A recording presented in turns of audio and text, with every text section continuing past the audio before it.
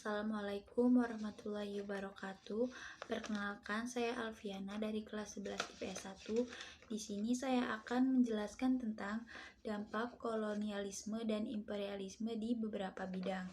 Yang pertama itu ada bidang politik, lalu ada sosial dan budaya, ekonomi, dan juga ada pendidikan.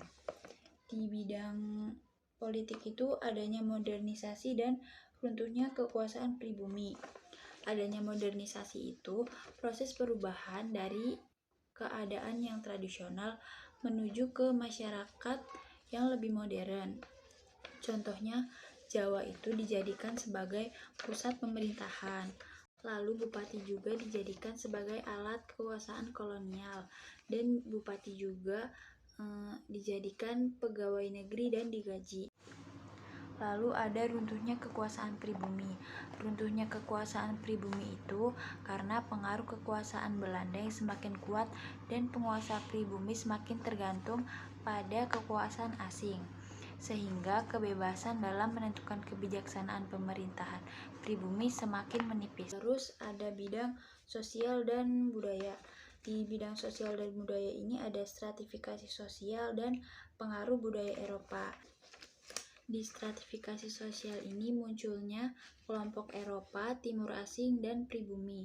Stratifikasi sosialnya dibagi menjadi 3. Yang paling atas itu ada kelompok orang-orang dari Eropa, yang menengah ada orang-orang dari Timur Asing, dan yang paling bawah itu orang-orang dari pribumi.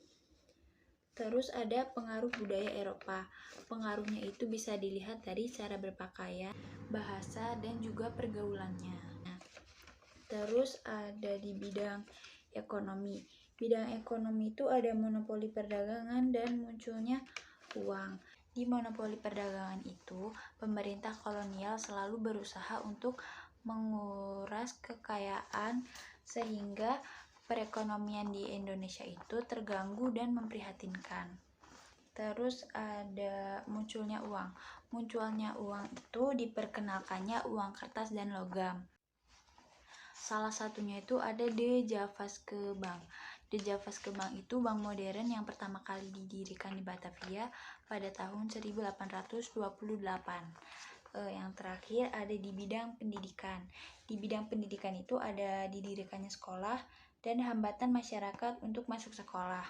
Didirikannya sekolah itu tujuannya untuk diberikannya pendidikan untuk menghasilkan pegawai administrasi Belanda yang terampil dan terdidik. Dampak penjajahan Belanda juga memunculkan golongan terpelajar untuk mengetahui perkembangan yang terjadi di dunia luar. Lalu yang terakhir itu ada hambatan masyarakat untuk masuk sekolah. Hambatannya yaitu sistem pendidikannya itu disesuaikan dengan status sosial masyarakatnya. Biaya pendidikan untuk masyarakat pribumi juga sangat mahal, dan juga jarak tempuh untuk menuju ke sekolahnya itu sangat jauh.